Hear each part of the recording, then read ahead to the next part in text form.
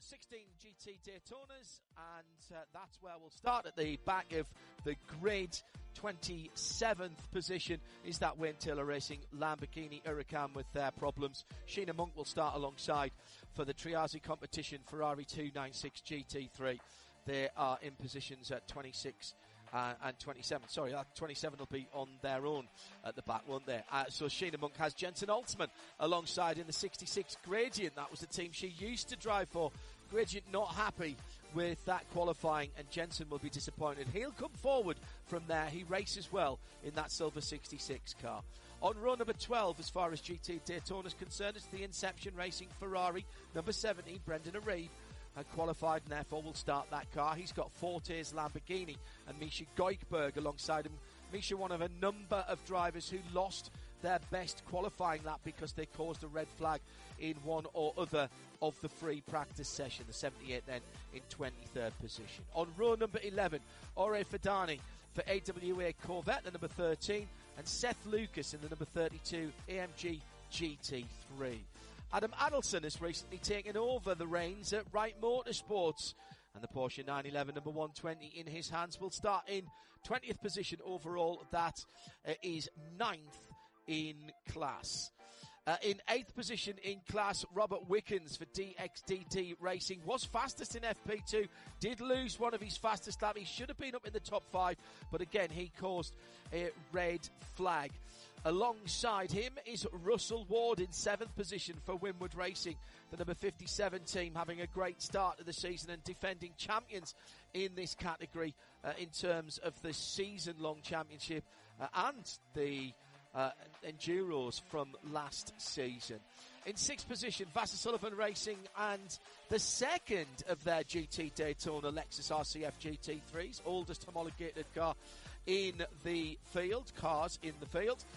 That is Frankie Montecalvo in the number 89 car. They've done a little bit of a switch around with their drivers, and he's got Aaron Thielitz alongside him. Well, not alongside him, but Aaron will take that car over at some stage in the race. Patrick Gallagher starts alongside on row 3 for Turner Motorsport in the white number 96. Red, white and blue, actually. It's the liquid molly coloured BMW for Turner. Top 2 rows of GT Daytona, Conquest Racing's Ferrari, Manny Franco in the 34 car, and Tom Gamble for Heart of Racing and the Aston Martin number 27 with that lovely Vantage is on the inside, and will start behind the front row, which is Johnny Edgar on the outside, Paul. That's the AO Racing Porsche, the 177. Again, that car drafted in to GT Daytona, normally runs in the GTD Pro category, and Lawrence Vanto is the other driver on there. Both of those drivers with AO Racing in this car, Rexy, for a one-off, one night only, I suppose you would say, appearance for that. So that leaves pole position, and that was Parker Thompson who had the fastest time. The Lexus RCF GT3 number 12. That is the full season GT Daytona entry. Now he's in 12th position overall, but those two that I've just mentioned, the Vassar Sullivan Lexus and the AO Racing car, they will be on their own front row. So Parker will get the pole position side of the circuit, and there will be a small gap, although not a second safety car between the GT Daytona field and the GTPs, which line up like this. On the back row on their own, it will be Ross Gunn for the Heart of Racing Aston Martin Valkyrie. That's the number 23 car. Then ahead on row 5, Wayne Taylor Racing, still not really getting the performance they want out of their Cadillac V-Series R. Louis Delatraz did the qualifying for the number 40. In 9th position, Tymon van der Helm with the one and only Porsche Privateer entered 963, the JDC Miller Motorsports yellow number 85 car then in 9th position. Philippe Albuquerque for Wayne Taylor Racing's number 10 squad is in 8th position. Alongside him, the best of the Cadillacs, the Whelan number 31 Cadillac V-Series R. Jack Aitken qualified that car in 7th position yesterday, that car being the number 31. The front three rows of the grid are a little bit like Noah's Ark, because we've got 2 Acuras, then 2 Porsches, then 2 BMWs, and here's how they'll stand. It's the 60 ARX all 6. Tom Blomqvist did the time in 6th position. Nick Yellerly did the time in the 93, despite clouting the wall at turn 1 pretty hard. Now, Acura was built fairly tough, to be honest. Then it's the Porsche row. Porsche Penske Motorsport 963s by 2. 6 in the outside of row 3. Mattia Jamine did the time yesterday. Nick Tandy qualified the number 7 in 3rd position. And on the front row of the grid, it is once again a Munich lockout for the BMW M-Team RLL for their M-Hybrid V8. Sheldon von der Linde in 2nd place in the number 25. And we might as well just put this on a hotkey and replay it, taking another pole position, his 3rd of the season, mirroring the exploits and achievements of Pipo Derani in this series last year, who also took the first 3 pole positions of the season. Dries van Tor makes it 3 for 3. Now we...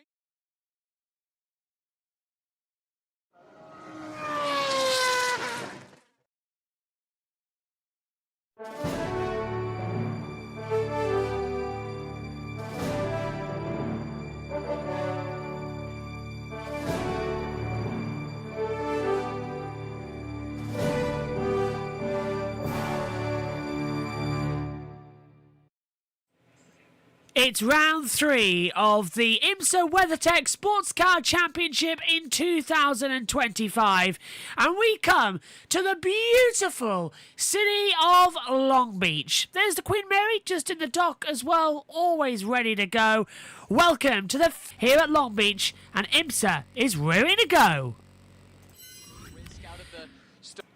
Well, we're almost all set then for round 3 of the season, and it's going to be an hour and 40-minute race. It's practically a sprint with what we've had so far, with the 36 hours of Florida, Daytona 24, and 12 hours at Sebring. Hello, everyone. I'm Joshua Birch. I'm hosting here for you today, and we'll be around to answer any of your questions. And down we'll have the IMSA Radio Le Mans team as well, waiting to take you through it. Let's cross down to them now as we're gearing up for the green flag to commence. Whole weekend together, but you just don't know, and that's the fun of it, right? But this place has been a place where the monkeys have come off backs. Look at Porsche with the Nick Tandy car. They did it a couple of seasons ago. So it's kind of running towards them. It would mean a lot for them. In GTD, Parker Thompson with a sparkling run for the Lexus RCF GT3. They've worked very hard down through the last few seasons to get the tyres to stay on that car. And by that I mean to hold on to the performance, particularly the rear tyres. That could be important here. But really, Robert Wickens topped the FP2 standing. Should have been in the top 5, but for the fact that he ran on at turn 1 and caused a red flag. He wasn't the only one that did that, by the way. Outstanding performance from Robert Wickens, and he'll be backed up admirably by his partner, who is no stranger to Chevrolet Corvette in the shape of Tommy Milner. I've got to think they've got to be on for a podium. Well, they have to think so, too, I think, with the pace they've shown this weekend in that Corvette. It's been the story of the weekend, quite frankly, with all due respect to Dries van Thor, his 3 consecutive poles, and to Parker Thompson, back-to-back Long Beach poles for him. I mean, there's plenty of great stories, as you talked about, but to see what Robert Wickens is doing, his first race in the WeatherTech Championship, first race in this Corvette, the GT3 Corvette, having done limited testing. They did do a little bit of testing at Sebring in preparation for this. They basically lost a good chunk of practice 1 with a technical issue. Only about 10 minutes in the car in practice 1 for Robert. He comes out and goes fastest of all in the GT class in practice 2, and then backed it up with a strong run in qualifying. So, yeah, I think this is the story of the weekend so far, and wouldn't it be magical if he could cap off the return with the top 3 or better? Imagine yourself as the car controller, team chief, strategist and general factotum for Nick Tandy's number 7 car. They have had a startling start to the season in terms of their results. Not always the quickest car, he and Felipe Nasr. They lead the championship. What do you tell Nick and Felipe here? Bank some points and keep it out the wall, or go hell for leather and go for the win? I think you have to trust your two drivers to do what they do best. These are world-class drivers that have won 2 massive races in a row to start the season for a reason. We've talked a lot about this season, Nick Tandy, and what he's done in endurance racing in his career. I don't think you have to pull the reins back at all. Let them loose, let them have some fun. And look, we talked about it in the Porsche Keys to the Race, right? Sprint mentality. I think that applies to the points leaders as much as anyone else. So elbows out and race whatever's alongside you, in front of you, behind you, or whatever. Damn the torpedoes, full steam ahead, right? The other cars that I think have just gone about their work quite quietly are the Acuras. And both Nick Yellerly and Tom Blomqvist, who did the qualifying, again, they're backed up by Colin Brown. He needs no introduction in the 60, and of course Renke van der Zande in the 93. Opportunity for them to get a result here? Well, they certainly have to hope so. This is the Acura Grand Prix of Long Beach, after all, so a lot of eyes on them, a lot of support from Acura and HRC, which is located nearby. I think they could be there. Everyone's nipping at the heels of the BMWs, though, so they'll need to overcome them if they're going to have a chance, of course. Everyone's going through BMW, it would seem, to this point of the weekend. That's Ryan Marine. I'm John Hindhaugh. That was your Michelin countdown to green. All eyes here in the Ford Performance Global Broadcast Centre, now firmly fixed on what goes on around the just under 2-mile circuit here on the streets of Long Beach. 100 minutes, 100% action and excitement, and it's live. 3, 2, 1. The WeatherTech Sports Car Championship on IMSA Radio. Welcome to Long Beach, where the roar of engines meets the rush of the Pacific. From Seaside Way to Shoreline Drive, California's streets transform into a high-speed battleground. Can't win in the first corner, but you certainly can lose it. Wow, take a breath, guys. That was sports car racing. Long Beach shaped my career more than any other track. In 1976, I met the legendary Niki Lauda. The rest is racing history. From Trans Ams to Indy cars, go-karts to prototypes, I've taken the checkered flag here more than once.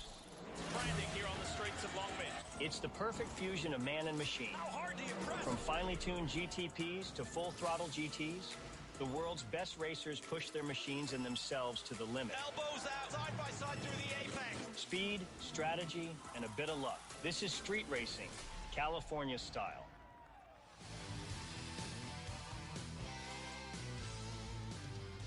Tons of sports car legend Scott Pruitt opening our show today here at Long Beach. The left coast is the best coast. We're on the streets of California, and the drivers will be dreaming of success. I got it in early.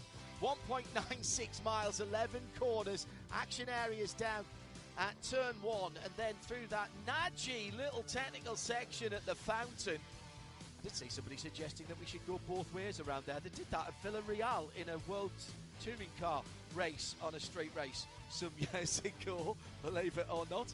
And then downhill towards Seaside Way, towards turn 9. Big bump in the braking area there. It's been catching out a lot of the IndyCar drivers in their practice and the qualifying that finished a little bit earlier on this afternoon. And then the slowest corner on the IMSA schedule. That's the hairpin at turn 11. Lots of lock, lots of hands crossed all the way over, and just hope that you don't hit either the inside wall or the outside wall coming out. It's the 50th Acura Grand Prix of Long Beach, and it's live on IMSA Radio and IMSA TV. And alongside me, John Hindhaugh, in the Ford Performance Global Broadcast Centre, it is Ryan Marine, and we'll talk to him in a moment. But first, let's just take you and give you some idea of the stresses and strains that comes from the left hand of the two pedals on these cars. It's a street circuit, so things are particularly difficult. And Brembo, once again, have given us some great brake facts. This is a 4 out of 5 difficulty rating. Now, that's not just people putting their fingers in the air. There's a lot of work that goes into working this out. 5 is the worst. There are almost double figures, actually. There's 9 heavy braking areas. The toughest is at turn 1, where the GTPs, the prototypes, come down from 180 miles an hour to just under 70 miles an hour, and it's not smooth there, absolutely not smooth. So getting it right and being able to have the feel is super important, and the ability to pass here will all be down to the feel on the brakes. And whilst we also talk about tyres and tyre pressures and temperatures, the feel and the temperatures on the brakes, they'll be over 300 degrees down to turn 1, where they'll be pulling 1300 Fahrenheit at peak brake temperature. Those are our Brembo brake facts for the Grand Prix of Long Beach. Thanks to Mike Messina and the team for getting those towards us in good time and just giving you some idea of the technology behind these cars on the track. Our Porsche keys to the race, sprint mentality, forget the long races of the 36 hours and 2 events that we've had in Florida before we came to California. Track position here is primo. So if you've got performance, use it, and use it now. You never know what's around the next corner, quite literally. Try to steer out of the pit lane in terms of drive-through. It's a long, long pit lane here, and you will lose the better part of a lap if you have to come through there, even with a drive-through. If you've got any stop and hold to add on to that, then you're in real trouble. And the tyres, well, the last 2 years, this race has been won at the front of the field by teams who have made a pit stop for fuel, and the VP Racing fuel has topped up the tank. However, they have not taken on 4 new Michelin tyres. At the front of the field, it's a BMW lockout at the sharp end of the GTP field. In fact, the first 3 rows go 2 BMWs, 2 Porsches and 2 Acuras.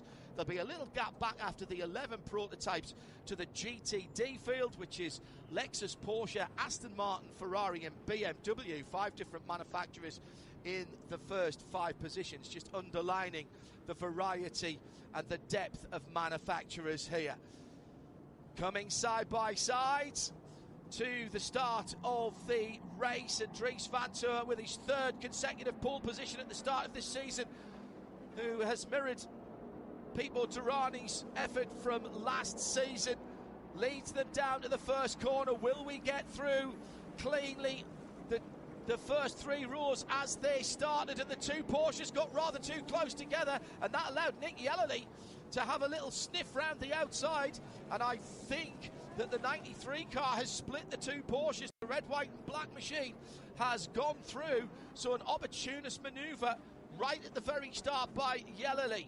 Ryan Marine, at least we've had a clean start. The 2 BMWs seem to work well together as a team, perhaps not so much the 2 Porsches. Very surprising. It didn't seem like the Team Penske cars gave each other much room there, did it? And it cost at least one a position. You're right, Yellerly very opportunistic now, splitting those Porsches. So a nice start there. Meantime, in the GT Daytonas following along, Parker Thompson seems to have held on to his pole position from Johnny Edgar for the Porsche as we come to complete the first lap. Time certain race, 100 minutes, an hour and 40. And down through the gearbox, all the way down to first gear. Dries Van Toor then with a 15.9 off the start, about 8.5 tenths away from his teammate. And we did have a car in the runoff at turn 1. That was Manny Franco in the Conquest Racing number 34 Ferrari. That's the blue and white car. He has continued, but he's dropped to the rear of the field. Actually, I say that, he's not the last car, so he must have turned around that car very quickly indeed.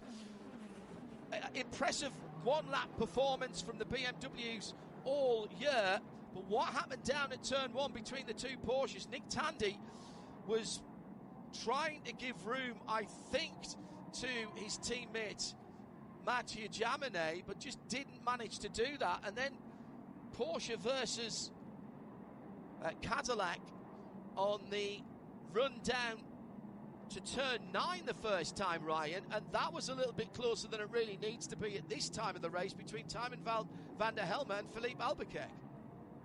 It was really tight between the two of them, and it continued to be tight for a few more quarters after that, but Timon van der Helme was able to pick up a spot. The woes continue for Wayne Taylor Racing. We thought this would be a good track for them. Historically, it has been for the team and for the Cadillac, but they're still struggling to find the pace, even relative to the Whelen Engineering Cadillac that is still a little bit better placed, running mid-pack up in 6th at the moment. That's a position made up by Timon van der Helme in the JDC Miller Motorsports Porsche. Just the one privateer car. We await to hear the news of the Proton Mustang sampling car and whether and when we'll see that car at the rest of the season. Manny Franco, after his spin, or run on at least, into the turn 1 runoff, there are a couple of places here where you can bail out if you feel you're not going to get round the corner. Manny Franco's just put in the fastest lap in GT Daytona, 1 minute 20, as he is now in elegant and splendid isolation, just going through turn 4 at the moment, Manny, whilst the leaders are coming back onto the start-finish straight. Much warmer than it has been certainly on the track, Ryan. We were 64 across the board yesterday when we qualified. It's 66 in the air now and 106 on the track. That's 41 on the track and 19 Celsius in the air. I suspect that the teams will have been planning for this, but you don't know. And we certainly haven't had track temperatures like this the early part of the week. And I expect they'll just continue to climb because the sun has only come out in the last hour or so. So the track really hasn't soaked up that much sunshine and all the heat from the sun to this point in the day. So that's something the teams will need to stay on top of as that continues to develop. Very close call down at the hairpin last time around. Brendan Arieb and Jensen Altman. Jensen didn't qualify where he or Gradient Racing and the Ford Mustang number 66 wanted to be. Jensen, I said in the Michelin Countdown to Green, he would race his way forward. That was robust, but I think fair. Brendan left the door open. There's a little bit of carbon fibre, which is Ford's Performance Silver, that has been left on the track just off the racing line. And Jensen Altman has moved up to 12th position in that category. Just a quick word about drive times, because I know you'll be asking, at IMSA Radio, by the way, on Twitter. Still can't bring myself to call it X.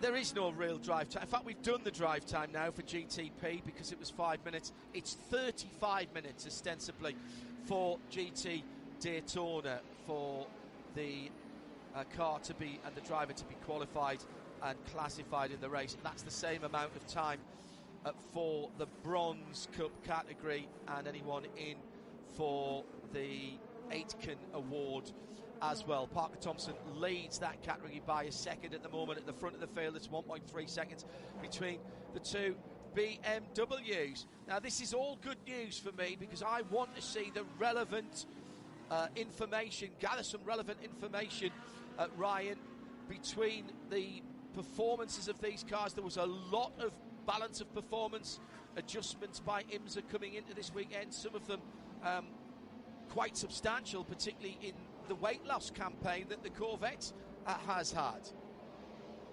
And some of that's to be expected coming off of, admittedly, a road course at Sebring that has some similarities to a street course with all the bumps, but This is a different animal in terms of the track. So some of the BOP changes you see from one track to another have to do more with the circuit and its unique characteristics than it does necessarily the performance of the cars, but there's some element of that in the mix there as well. And I think if we can get a nice green flag run here to start this race, it might give us a chance to get a better sense for exactly what the pecking order looks like. We know what single lap pace looks like based on the practice times and qualifying times, but how can these cars manage their tires, especially if we might see some try and roll the dice and maybe make their Michelins last the entire 100 minutes? That's really the question I'd like to see answered. Yeah, absolutely right. Follow along with us at IMSA timing from Al Kamel. Hello to the team and our timing partners, always very helpful to us, and we really appreciate all the information that we get here in the booth. And you can have exactly the same information. Just search for IMSA Al Kamel and you've got the timing. And I'll also point you towards imsa.com/GTP-telemetry, because you can see exactly what we can see in the Ford Performance Global Broadcast Centre, and I can tell you that Dries Van Toor has 87% of his usable energy yet, whereas Nick Tandy has 88%. Fast and frugal for the man from Bedfordshire at the moment. As we have 8 minutes in the book, let's just have a quick run through the field with one of our VP in-race updates. So as you were at the front three positions in GTP, as far as the grid was concerned, BMW Dries Van Toor number 24 from his teammate in the 25. Then Nick Tandy. Those were the top three qualifiers. Nick Yellerly has moved up a position in the 93 Acura. That's the red, white and black car, ahead of the second of the Porsches. The number 6 car, that's the one with the white pinstripes and swooshes on it. Mathieu Jaminet. Then it's Tom Blomqvist, 6th started, 6th running in the number 60 car. Then Jack Aitken, the best of the Cadillacs. Another single position made up by Timon van der Helm for JDC Miller Motorsports in the very obvious bright yellow number 85. In GTP, it is Parker Thompson who leads. From now, Tom Gamble, who's into second for Aston Martin and the Heart of Racing team in the number 27. He's pushed Johnny Edgar in Rexy, the green dinosaur Porsche number 177, ahead of also a car moving on, Patrick Gallagher for Turner Motorsport in the Liquid Molly number 96. That's how it stands, with still an hour and 30 minutes to run on the street of Long Beach. But a good opening stanza so far, and Dries Van Toor with 7 laps in the book in this VP in-race update. He's leading by just on a second, Ryan. And he's got the fastest lap of the race here, admittedly early in the going, but at a 1:13 flat, just about a tenth of a second faster than his teammate in the sister BMW. No one else is running below basically a mid-1:13, so the pace that we've seen in practice and qualifying has seemingly carried over to the race right now for those leading BMWs. But before too much longer, John, the complexion of this race changes, because we're not that far away from the leading GTP cars catching some GTD traffic. That's a very good point indeed. Our leader at the moment in the number 24 BMW is in fact right there as he goes through turn number 3. He has caught the back of the GT field, and that is Sheena Monk for Triazi competition. Manny Franco, who ran on in the runoff at turn 1, has already passed Sheena and is charging his way back in that Conquest number 34 Ferrari, the blue and white car. Did notice there was a penalty as well assessed off the, I think it was off the start for, let me see, I think it was the 23. Yes, it was. Just a warning. This is the Valkyrie making its debut on the streets of Long Beach, as it is on all of the IMSA tracks this year. Their first season for the glorious, large capacity V12, normally aspirated Aston Martin Valkyrie. They've been given a powertrain parameter warning. Basically, that means that the real-time monitoring that IMSA are looking at, the data collection, there's a torque sensor on the drive shafts at the back of the car. So never mind about what's going into the engine, it's all about what's coming out. And you're allowed to make a certain amount of horsepower. Actually, it's defined in the regulations as kilowatts. If you start going over that, then you've got to be turning yourself down. Now, this is a bumpy track, so it's been a warning for the moment. It might have just been a little spike. The interesting thing about that, Ryan, is that that's power limit, kilowatt limit, is the same for the hybrid cars as it is for the non-hybrid Aston Martin, and they've got far less to play with in terms of how they balance that power, because obviously the hybrid cars, they can only make the same amount of power whether they're using hybrid or using all of the internal combustion engine, whereas the Aston has only got the internal combustion engine, so they're going to have to be a little bit careful there with that Valkyrie. Yeah, it's a really good point, because it is the only non-hybrid prototype we have in the field, but they'll have to manage that. Now, it's the same for the GT cars. None of them are hybrid. They also have the torque sensors, and that's something that they've had to manage, whether it's bumps or curb strikes. Certainly, the curbing at Daytona, that was a talking point where you saw some of these power spikes that caused some penalties in some cases, warnings in others. So it's something everybody's dealing with, and especially for a team like Heart of Racing with their Valkyrie, this is new to them. This is only the fourth race that car has run globally, and so they'll get that dialed in, but this is still very much early days in the learning process for them. And now we are into the meat of the GT Daytona field for Dries van Tor, for Sheldon van der Linde, and the rest of the GTP, the prototype drivers. These cars, absolute thoroughbreds, built with one thing in mind, not based on, don't have to be based on a road car. Of course, the Valkyrie has its roots, and certainly its powertrain based in road car. The Aston Martin Valkyrie, if you have the wherewithal, is an extremely sophisticated road legal supercar, hypercar, I suppose. And quite a lot of the technology had to be paired off that car to make it legal. For example, the active suspension, the active aero, and round about 400 horsepower taken out of the V12's performance parameters.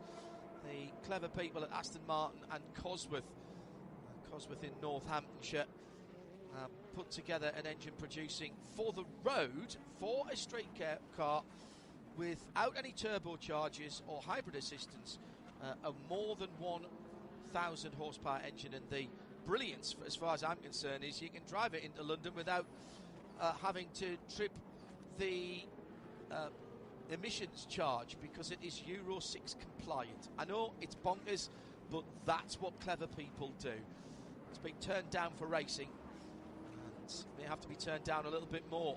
Now the battle is going on for what is now fourth place, with Nick Yellerly has his mirrors in the number 93, red, white and black. Oh, and there's a little touch there on the left rear, and that little cheese wedge, the piece that's legality panel sits behind the left rear wheel, has just taken a little ding on Yellerly's red, white and black Acura, and Jaminet is lurking there as they go past Adam Adelson down into turn one.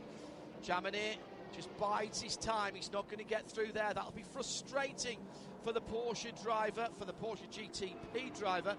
It was coming into turn 11, Ryan, where Jaminet just tried to swing out to the left-hand side to get the car straighter earlier, and either misjudged the length of his car or the Acura, or both. It was a tiny little tap on the left rear of that red, white and black Acura. Everything always condenses in that hairpin, doesn't it? And especially when you have mixed class traffic, as they did. They were dealing with some GT traffic at the time, and just barely clipped that cheese wedge on the left rear of the Acura, which continues to hang on gamely, and hopefully it continues to do so, because that's allowed us to stay green. But bizarrely, it looks like it's gone back into place. I think I can see the cable, the electrical cable for the light pod that is part of that for the rear lights. I think I can see that hanging down. But the aerodynamics of the 180 mile an hour run down shoreline has, I think, pushed that back into place. So at the moment we're all right. Race Control will be looking at that. That's quite a large and substantial piece of carbon fibre. They will not want that left on the track, as they're fighting at the moment to get past Russell Ward and Winward Racing. He's in his own battle with the Turner Motorsport BMW, which is about 8 or 9 cars lengths ahead as they go through turn number 5 and head down the West Shoreline Drive run, and then they'll turn left, drop down the hill onto Seaside at turn 8. It's been opened up down through the years. The apex has gone back a little bit. You can actually see, if you look carefully, where the wall used to come to. It's very sensible, actually, because you've got a much better sight line through there. It also means that we've been able to take away some of the bundled tyres on the exit there, which opens up the exit as well. And I think that's contributed a lot to us staying green. Although a couple of the IndyCar drivers proved me wrong earlier on at that part of the circuit and at turn 9. So with still an hour and 20 minutes plus to go, we're just on 17 and a half minutes gone. It's Dries van Toor leading a BMW 1-2 by 1.4 seconds as we're working lap number 15, and we're in the traffic. And now, from now until the end of the race, unless there is a safety car intervention, it will be dealing with traffic. Now, race control are keeping a weather eye on that number 93 of Nick Yellowly, the Acura, in 4th place, loose parts, but as I said, seems to have gone back into a safer position. And we are keeping an eye on that, at least race control. And that incident is under review. I'm not sure, well, it's not about intent, I'll say that straight away. But as Ryan, as you said, it does often get tight down there, and it was the merest of touches. Who's catching your eye at the moment with just under 20 minutes completed? I've been keeping an eye on Robert Wickens and his progress from 8th. He's up 1 spot into 7th, and is starting to run down Frankie Montecalvo to try and crack up into the top 6, get 1 more spot up through the field. That's been, really good pace from that car all throughout the course of this weekend, so definitely keeping an eye on his progress. And it did seem for a while there like the traffic was not playing into the hands of Nick Yellowly in the number 93 Acura in the GTP class, and that brought it back into the clutches, as we've talked about, of Mathieu Jaminet. But now it seems to have stretched out a little bit, and so much of this is going to be how the traffic breaks. Does it create an opportunity to make a pass where otherwise an opportunity might not have been there? There's so much contingency in play when it comes to mixed class racing like this. And got a good look at that legality panel, that cheese wedge, John. Looks like it's flapping around again. So here's one thing I will say. If they do need to pit, they have fulfilled the drive time requirements. Correct. Now, trying to get to the finish from here could be a challenge, but at least maybe there's a way that they could try and play that to their benefit if they were forced to come to make a repair. Yeah, good point. But we have a big slide from the Aston Martin of Tom Gamble in 2nd position and into the wall at turn 8. Oh my goodness, I was just talking about that. That is the Corvette of Ore Fadani for AWA. Now, can he get reverse? It's a very dangerous spot. They won't leave this green for too long. They will be talking to the team at race control. LandoCorp.com sponsored car with that great black and yellow livery. The V8 is still running, and Ori's trying to get reverse. Now he's recycling the power. Yellow flags flying there at the moment, and it is a full course yellow, and I absolutely think that is the right decision from race control. On the starter stand, lovely to see Tony in the sunshine there. Now, did he jump or was he pushed? May have had some help here. No. Oh, yes.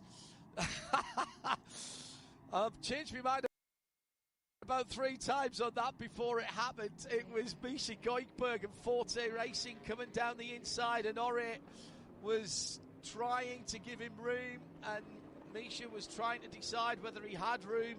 And I think the case there of both drivers being a little indecisive, Ryan, when a little more cut and thrust from either of them might have avoided that.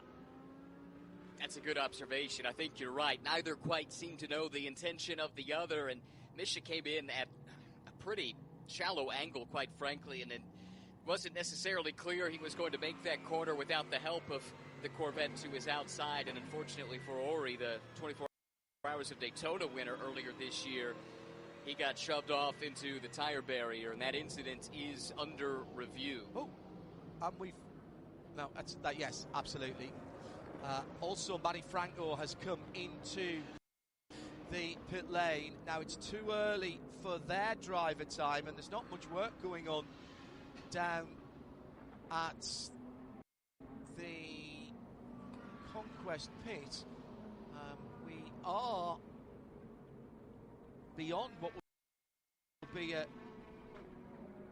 quick yellow, the first 15 minutes of the race. There's damage to the left rear, and that's where they're looking at. I think they're looking at suspension, maybe a suspension arm or something like that. The pits would have been closed when that car came into the pits, so there must be something more substantial there. Pits.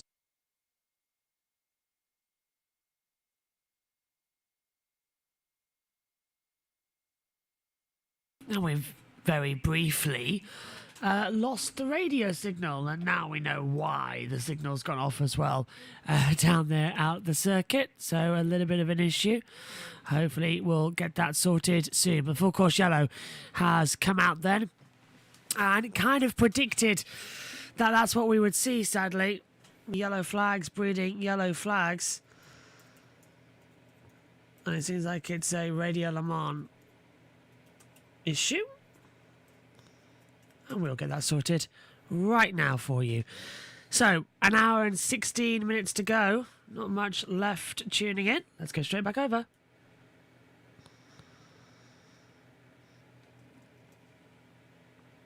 Well, I would, but there's not even playing. So we're watching a BMW pit stop at the moment, though, and I don't see any tire change going on, just a driver change. That was done after the fuel, so they lost a little bit of time on that exchange, but I didn't see a tire change, at least from where I was sitting. No, good point. And I'm just looking to see on our telemetry to see if there was any tyres changed. I don't think anybody who came into the pits changed tyres. It was a top-up of energy, that is fuel. They wouldn't have needed a full fill. Now, they will be allowed to cycle back past all of the GT cars. Let's see who comes in from GT. What have we got left? An hour and 15. They won't be able to go to the end from here. Neither will any of those GTPs, by the way. Just want to say a quick hello to Tommy D. Thanks for the kind words, Tommy. Long-time follower of the RSL family in Broadclay.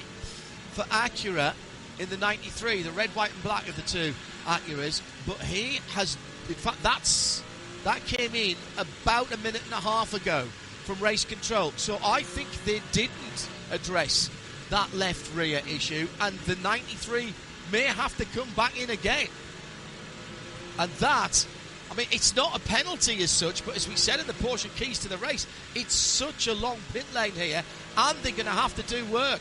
That might be a tactical error from MSR. Yeah, you would think, especially when they knew they were going to come in that first time by, that they would have checked with their IMSA official in the pit lane just to get a sense for whether or not they thought that the command to make the repairs would be coming down, and you know, try and get out ahead of that if they possibly could. So, sorry, I think I said the wrong thing earlier. Might have misunderstood what was told to me. I had thought that they had made that repair, but evidently not. And that definitely puts them on the back foot. They had been able to achieve some track position with that car, but if they do have to come back down the pit lane, that goes out the window. Wherever you're watching or listening, trackside or further afield, thanks for joining us this Saturday afternoon, just after 2:30 Pacific, in beautiful weather. Track temperature has climbed to 109 Fahrenheit, that's 43 Celsius.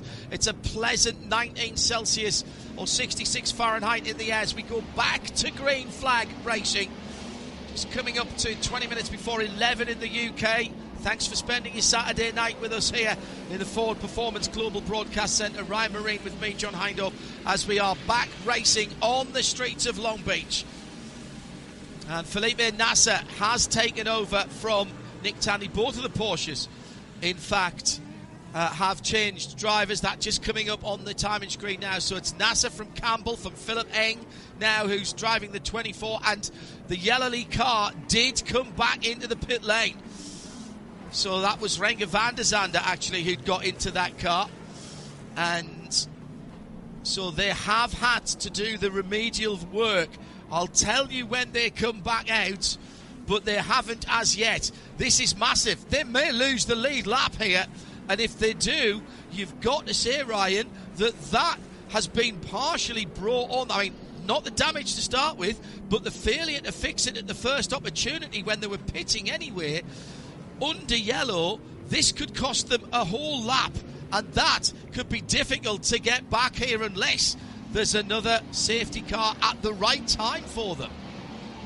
That does seem like a big gamble and a big risk not to go ahead and make that change proactively. Ugh. Yes, they did. Here they come. Yes, they did. Here they come now, and Rengers van der Zande has left the pit lane. He joins in just in front of the 5th place Jimmy Bruni now in the yellow JDC Miller Motorsports Porsche, but he's a lap and 5 cars off the lead. Incredible. Yeah, it's a big setback for them. Hard to get the lap back in a race this short, so they found themselves on the back foot, no question about that. Should also note that Ori Fidani and the AWA car also lost a lap. We saw them, of course, in the tire barrier. That's what brought out the full course yellow. They've brought that car to the pit lane and checked it over and sent it back out, but it is 1 lap down to the GTD field. And Manny Franco and Conquest Racing haven't gone back out with that left rear damage. We know that they ran on in turn 1, but I don't think that was the issue, because that car was quick after that. And Misha Goikberg and Forte Racing, I was just about to say, hasn't come back out the pits either, and literally as that was about to come out of my mouth, Misha has come out now. One thing to note is Misha Goikberg will have to stay in a little bit longer in that car, because time spent in the pit lane does not count to your mandatory 35 minutes. And Misha will be back down the pit lane again for a drive-through for incident responsibility for that touch on Ori Fidani, who is now out of the pit lane as well. So just a couple of things to note there. Those 2 cars, the 78 Lamborghini, the light blue car, and the 13 black and yellow AWA Corvette, their drivers at 35 minutes, because they've been down the pit lane, will not have fulfilled their drive time. So they'll stay out a wee bit longer. I suspect that everybody in GT Daytona, possibly apart from those 2, will run till the end of their fuel. And that could well be somewhere close to half distance, and possibly even a bit further over. We still got an hour and 5 minutes to go, and I would think that possibly a good 10-15 minutes still to run on the cars in the GTD category, Ryan, that have been out since the start of the race, particularly with that yellow flag period. Yeah, no argument for me. I think that's right. We're now at the point they've just achieved the drive time. We're 35 minutes into the race, so that bit has been checked off. So now the teams have some strategy options, but we'll just have to wait and see what they elect to do. Very interesting to me, John, that at the front of this field, now that they find themselves out front, these Porsches are pulling away. And just as I say that, with that drive time taken care of, look at this parade of GT cars coming into the pit lane. Well, that's because they have done the arithmetic and they can go to the end after this pit stop. 35 minutes and 43 seconds elapsed, so they were just over the 35 minutes as they started to peel into the pit lane. And this will be driver changes for everybody. Robert Wiggins out of the Bosch-sponsored Corvette, and that means Tommy Milner is in, and a brand new shiny sticker set of Michelins for Tommy Milner in the DXDT car. Again, they will not need full fuel. Now, was that a full set or was that right side only? I'm not entirely certain, but my goodness me, That was a quick pit stop for the DXDT machine. But it was Robbie Forley from Phil Ellis in the cars that stopped that got out first. The Turner Motorsport from the Winward Racing 57, the blue Mercedes. Then the DXDT Racing Tommy Milner car. I'll wait to see them come through into the timing loop before I confirm. But at the front of the field now, Tom Gamble has taken over the lead, because into the pit lane comes Parker Thompson from the lead of GTD, Ryan. Yes, he's had a strong start from pole position. He's controlled the race to this point, but now relinquishes the lead to come in. Parker Thompson, that we're talking about. Seth Lucas also comes in, which leaves, I believe, 4 GTD cars that have yet to make their pit stops, led by Tom Gamble. Johnny Edgar, Frankie Montecalvo, and Jensen Altsman, I believe, are the others that still owe us a pit stop. I would agree with that. Well, Jensen's been putting in some very, very good times indeed. In fact, just put that car's fastest lap of the race in, as has Johnny Edgar in the AO Racing Porsche, the 177. They're playing a different strategy with just over an hour to go. They're going to go deeper into the race, and the gamble for them is that there is another appearance from the safety car, and therefore they can get their stop done under yellow, which will help them. Plus they'll put less VP racing fuel in, and therefore their stop should be a little bit shorter. The thing you've got to be careful of is the maximum drive time is 65 minutes as well. So you've got to time it right. In fact, no, they've decided that everybody else has jumped, and they're going to do it as well. No sign of any mission. There's tyres on the wall ready, but no sign of them being fitted to the AO Racing Porsche. As Johnny Edgar leaps out, the fuel is still going in. Lawrence Fanto is behind the wheel already, and he's gone. That's quick. That was very, very quick indeed for the bright green 177 in this CrowdStrike pit report. Yeah, really good execution. You want the fuel to be the limiting factor, not the driver change, or in some cases the tire changes, although we didn't see any tire changes for Rexy there. So they did a great job, and looks like come out ahead of the 89 Lexus, and now we just have to see where they blend in. Jensen Altsman, the only GTD runner yet to make a pit stop. I think he's having too much fun. Doesn't want to relinquish controls of the race car. Yeah, Jensen's very, very clever. He managed to stick some super glue in the seat before he got in, and he'll be, when they're talking to him on the radio saying, Jensen, come here. Sorry, what did you say? Sorry. No, I think you're right. He's having a lot of fun. And in fact, as we say that, we're only joking, of course. Gradient Racing and Andres Levens looking after that team. What a hard-working group they are.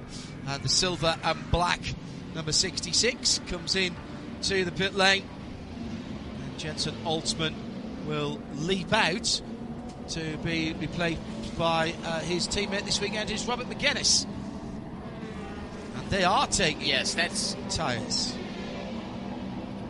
Sorry, John. Yes, that's the pairing for the 5 sprint races this year. This car had a different lineup for the first 2 races of the year at Daytona and at Sebring. And for Jensen Altsman, this has been a really cool deal for him. Both of his parents drove pace cars at this event when he was a kid, and I actually saw a picture of him as I think a 4-year-old sitting in a pace car, and he got a lot of laps around this place riding along with his mom and dad. And for him, it's kind of a full circle moment to get a chance to actually compete here at Long Beach.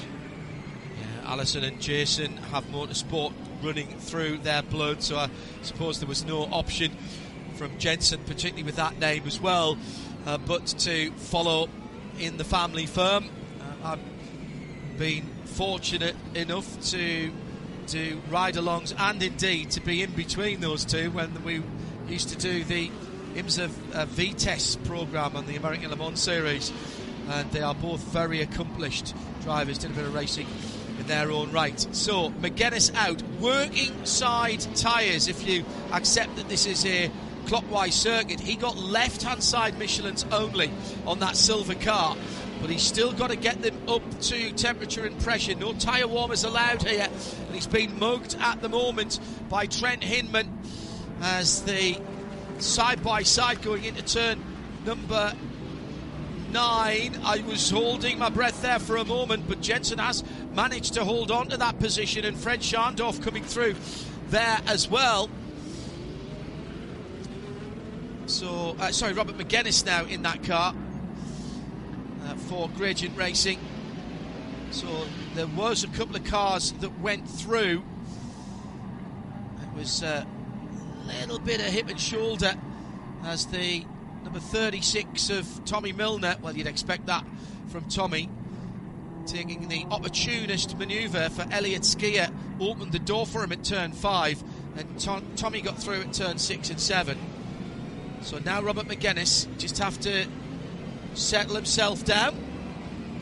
It's Felipe Nasser who leads in Porsche 963 number 7, started by Nick Tandy, qualified by him. Matt Campbell, that one's easy because it's the two Matts, Mathieu Jaminet and Matt Campbell, the 6 car in second. There's 2 seconds between those two, and then another 2.5 back to Philippe, who's the best of the BMWs. Marco Wittmann, who took over the 25, still down in 9th position after they split their strategy. And Renger van der Zanden did lose a lap in the Acura number 93, so sits in 11th position at the moment. Roman De Angelis behind the wheel of the Heart of Racing Valkyrie, running in 9th position at the moment, and under a little bit of pressure from Wittmann in the BMW prototype. In fact, he has just been passed by the German. Yeah, just happened a moment ago. Wittmann tracked him down and got the move made down into turn 1, and now has started to extend the advantage. Look, we know how fast that BMW is, but strategically they found themselves on the back foot and also didn't quite execute the pit stop as cleanly as some of the other teams as far as the 24 car is concerned, and now they find themselves running 3rd and 8th, having run 1-2 for the opening stanza of this race, and it doesn't seem like Philippe Eng has been able to make a whole lot of an impact on those 2 Porsches that run in formation lockstep at the front of this field since the driver changes. Fantastic driver change noted by Blurfiend and a few others at IMSA Radio on the DXDT Corvette. So happy, he says, to see the level of effort put in to keep Wickens behind the wheel of a race car in a top series where he belongs. And I can give you a CrowdStrike pit paddock report courtesy of Alan Prosser, who is the king of the screen grab and the wind back. All 4 tyres were changed on the Wickens car, and they still got that done before the fueling was done, so no time lost at all. So remember that Corvette then, with Tommy Milner behind the wheel, the number 36 DXDT car, the green and blue car, that did get 4 new Michelins in that pit stop. That could be key in the next 55 minutes or thereabouts.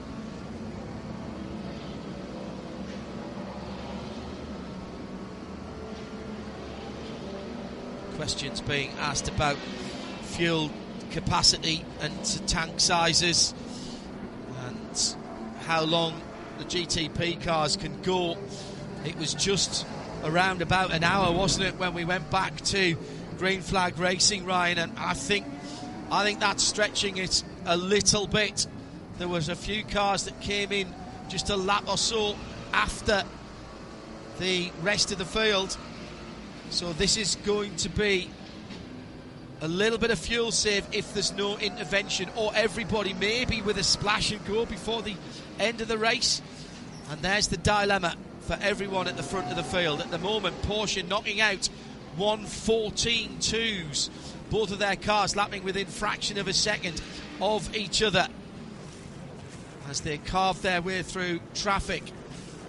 In 6th place, Ricky Taylor has made up some positions, and the Wintiller Racing Cadillacs, Ryan, might not have qualified well, but they're sitting in 6th and 7th now, and closing in gently on Jimmy Bruni, who's in 5th position ahead of them. good execution by the team when others faltered. We chronicled some of the mistakes or misfortune in some instances that have cost others in the GTP class, and they've been able to execute to this point, which brings them into the mid-pack, but quite frankly, that's not where they thought they'd find themselves here on the streets of Long Beach, 6th and 7th. But, like you say, making some headway, starting to run down Jimmy Bruni. I do wonder how much fuel save we're seeing out of these GTP cars, and maybe that helps explain why Philip Eng, in a car that has been the fastest all weekend long, that BMW, has not been able to reel in the Porsches. If he's driving to a fuel number, then maybe that explains why he's not been able to find the pace relative to those Porsches to try and close that gap down.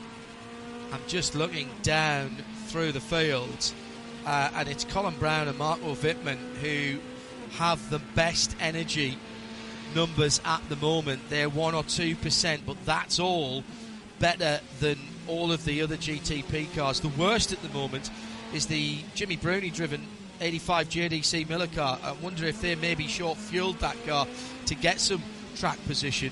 He's a good 3, 4, 5% down on the rest of the field. Renger van der Zand is in good shape, but of course he's a lap off the lead at the moment. He's on 79% when Jimmy Bruni's on 69%. So there's the difference, but he's a lap off the field because he had to make that second pit stop. So what I presume they did was topped off the tank again there and topped up the energy supply. If you're wondering how I know this, then you can go to imsa.com/GTP-telemetry. If you just search for IMSA GTP telemetry, that will come up. All of the timing accoutrements provided by Alcamel are available as well. You can go to IMSA timing or search IMSA timing or Alcamel IMSA. It will come up, and it's not just for this race, of course, it's for all of the IMSA events. Just over 50 minutes to go, and in GTP it is still the two Porsches leading.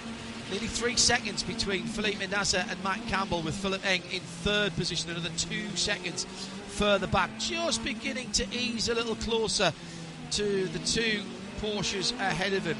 And in GTD, Lawrence Vanto at the wheel of the 177 EO Racing, by dint of staying out, in fact, did do what you would call in single-seater racing the overcut. And that very quick pit stop on the changeover for AO Racing, that's got them into the lead ahead of Jack Hawksworth, who now drives the car that Parker Thompson vacated, by nearly 2 seconds. But the big winner in all of that is the other Vassar Sullivan Lexus. That must have been turned around massively quickly for Aaron Thielitz in third place in the number 89. That's your VP Fuel in race update. Coming down to half distance, 50 minutes gone, 50 minutes to go. Get the memes out. The battles continue around the circuit with the Porsche coming through. Tommy Milner just puts in the fastest GT Daytona lap in the DXDT Chevrolet Corvette in 8th position in class. Halfway through the race, got a new feature for you this weekend. The mid-race report with Pelotti. And what a 50 minutes it has been. Very clean start to this race, but we have seen the intervention of the safety car. At half distance, 37 laps gone. Felipe Nasser leading. One caution for 5 laps because of Orifadani in the wall at turn 8. And no official retirements yet.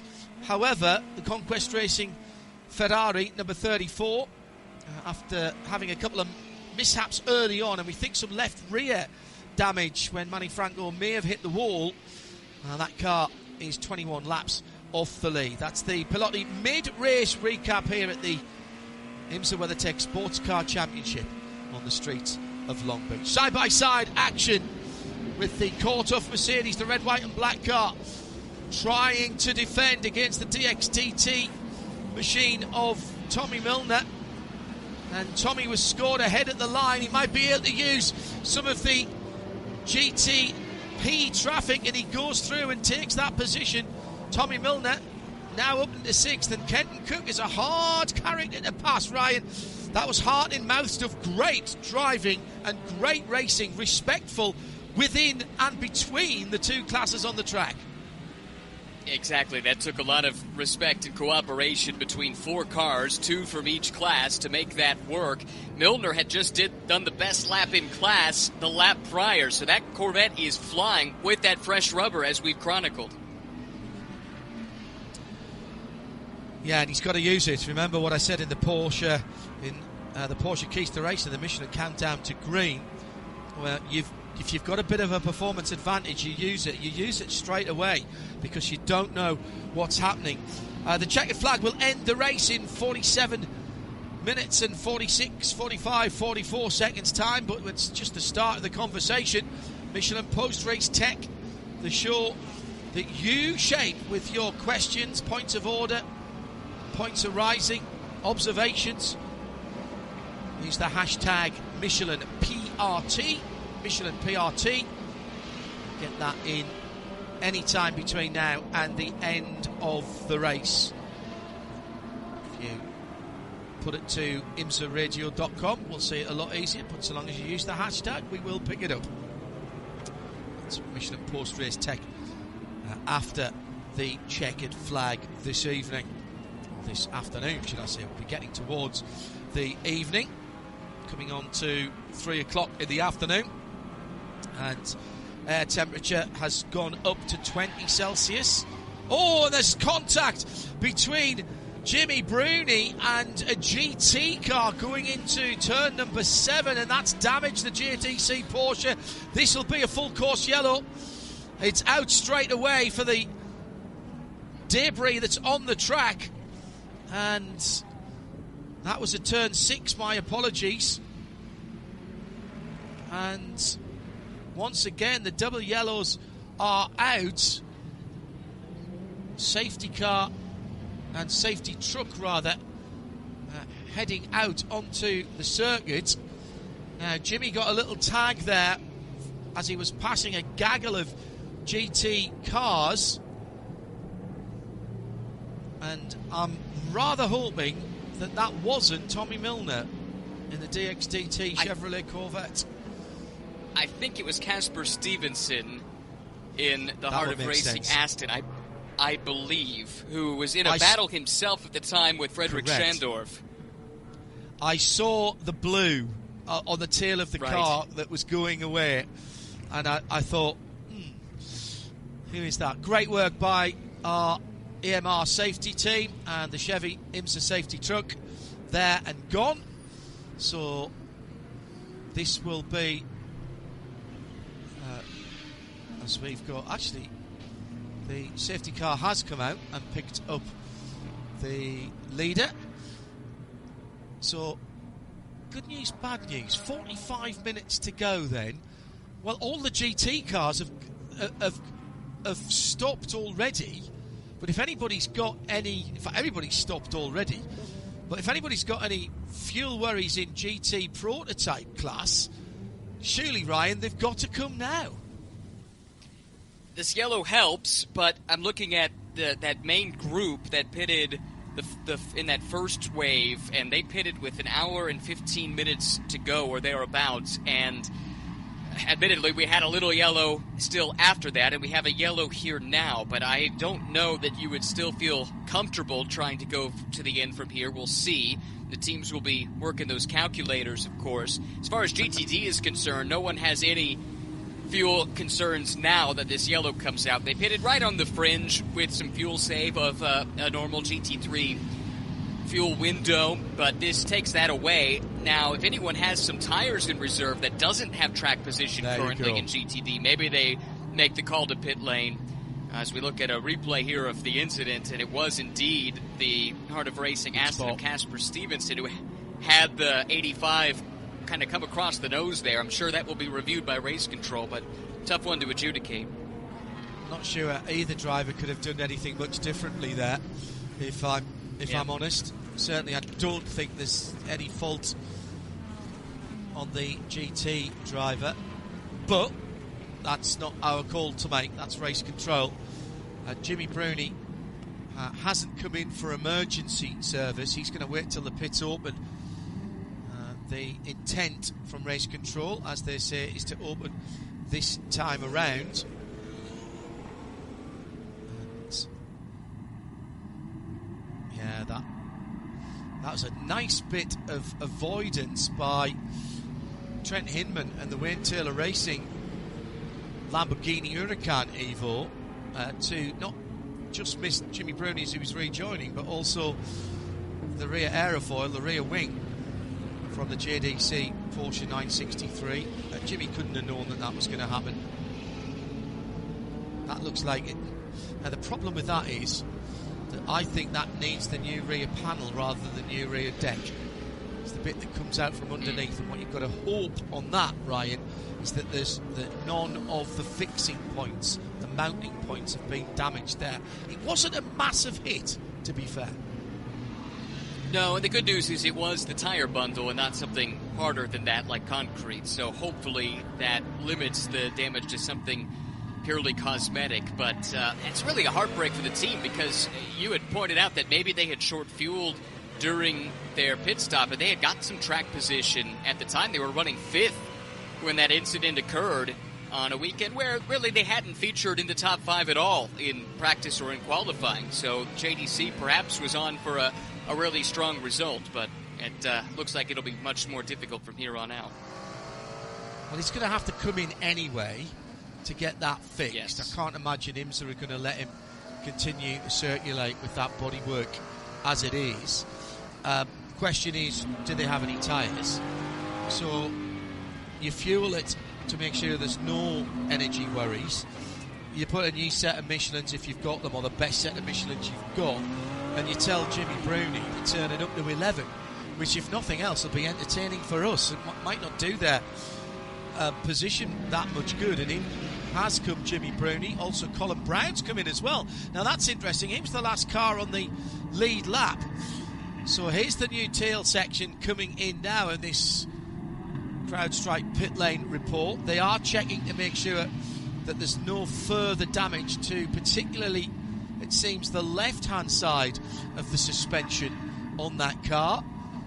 The engine cover goes back on. They took that off to check everything. Now, here's the crucial part. Oh, brilliant. As the tail section went back on, the rear light bar, the rear Porsche light bar, which is the signature to Porsche road cars as well as their race cars nowadays, immediately illuminated even before they had actually tightened it on with the big T-bars. So that was no issue. And Jimmy's in and out without losing a lap. He will be able to come through and retake his position at the back of the GTP field. What I didn't see when he first came in is if they offered that car any tyres.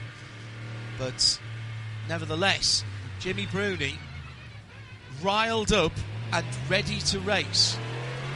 Get the popcorn. With no fuel concerns. Probably with that's no the thing. fuel He concerns. Can go. Yeah, I agree at this with stage. And that's why I like what Meyer Shank did as well with the 60, Colin Brown and Tom Blomqvist's car. They didn't have track position, as you talked about, so no harm in bringing him in here. He actually picks up a spot because they jump ahead of the 85 with them having the longer stop for the repairs. And now they've got fuel. I'm waiting to hear if they got tires or not. And that's a car that's been on the back foot for a little while now, and now they can charge and not have to worry about conserving. Now, when we did the mid-race recap with Pilotti, I did tell you that there were no retirements, but that Manny Franco's Conquest Racing Ferrari had been in the pits a long time. They've done the paperwork now. That car is an official retirement. Also, Ore Fadani's come back in for AWA. Into the pit, but remember, he had to do a little extra time.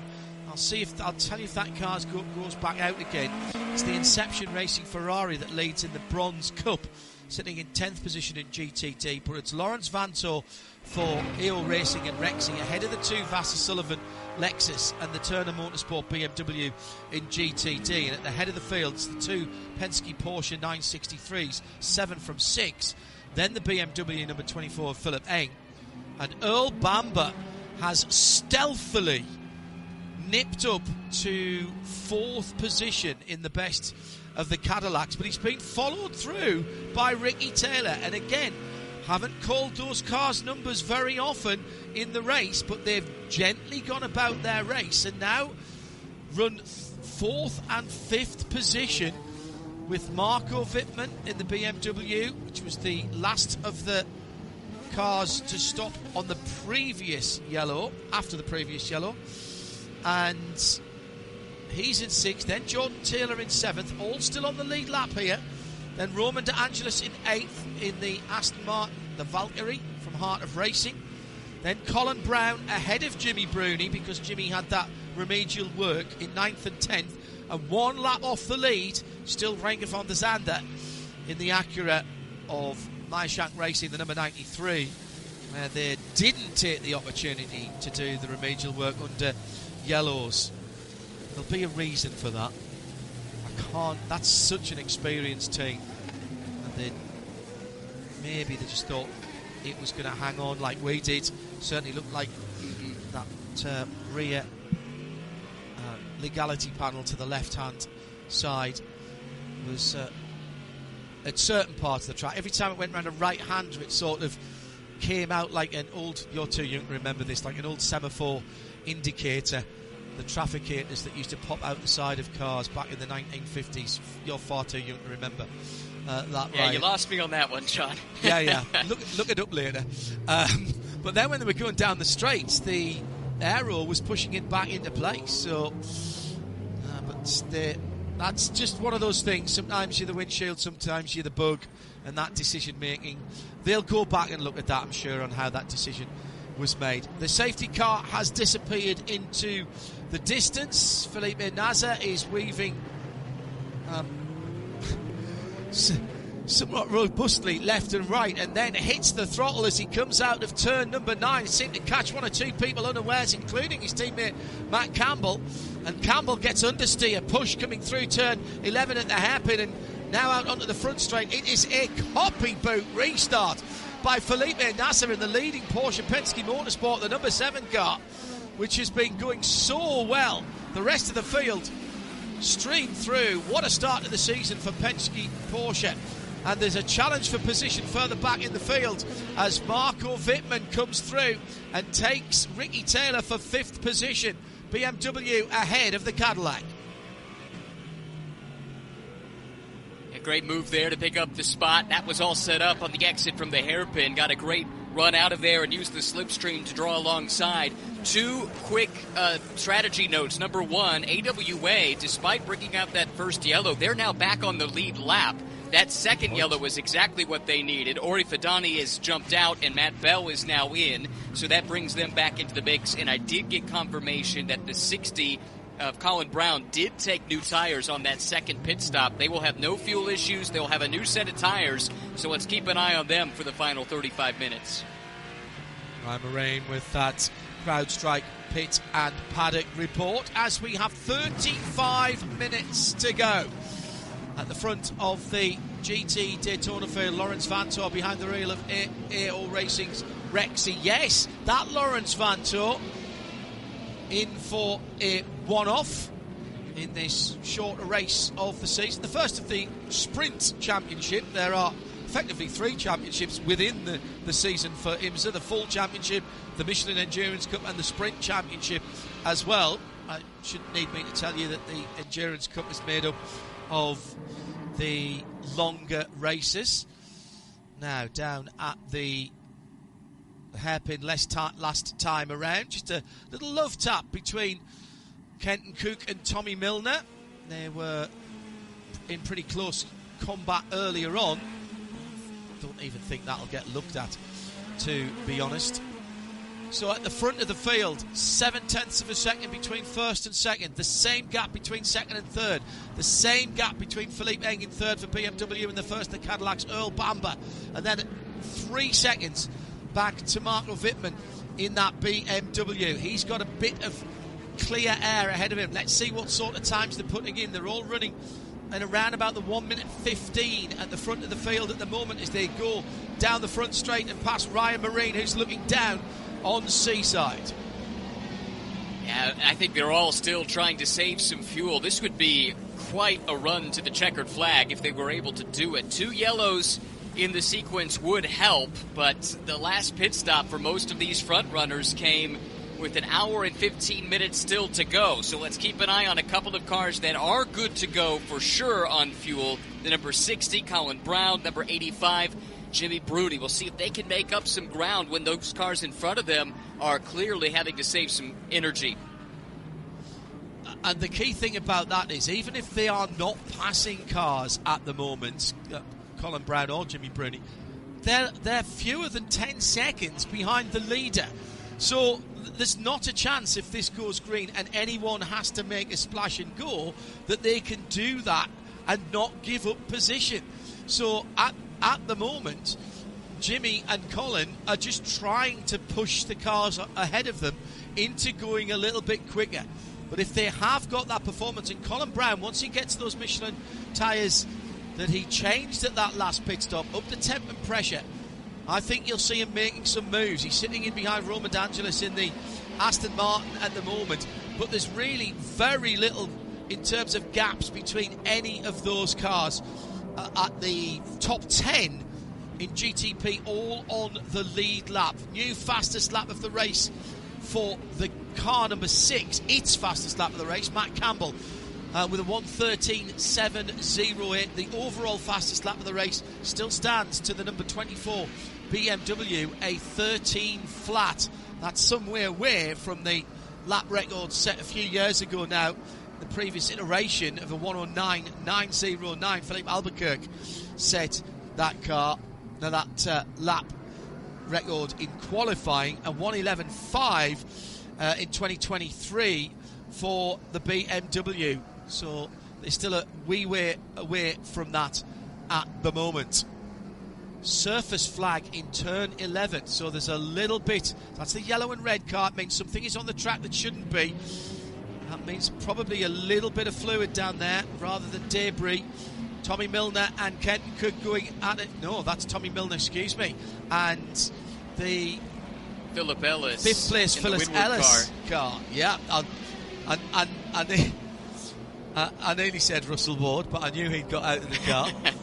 Kenton Cook's in the Motul red, white and black car that follows them, and then behind them Elliott Ski. That's a good little scrap that's going on, 5th, 6th, 7th and 8th, and it's allowing Casper Stevenson in the Heart of Racing Aston number 27 to come through and join onto the back of that. We're going to have a 5 or 6 car battle for 5th place in a moment, Ryan.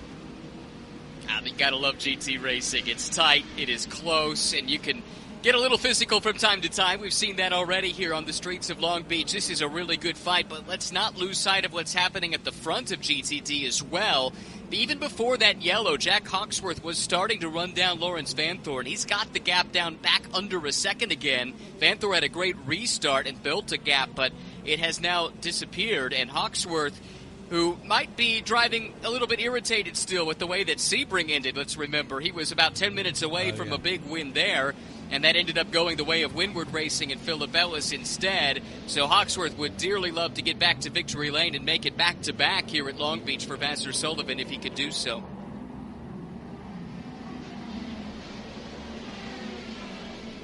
So the leading cars go across Sorry, go ahead, Ryan. My apologies. No, I apologize for stepping on you there, but I think as well, I've just been doing some numbers here looking at the telemetry for, in terms of energy for the GTP class, and maybe that second yellow is what they needed. We're looking at the leaders right around 49-50% on energy with 29.5 minutes to go in the race. That's roughly 50% of a stint, and if they've got roughly 50% of their energy left, this is one that could come down to the timing, and when the white flag comes and the checkered flag comes in terms of how many laps you end up doing in a time-certain race.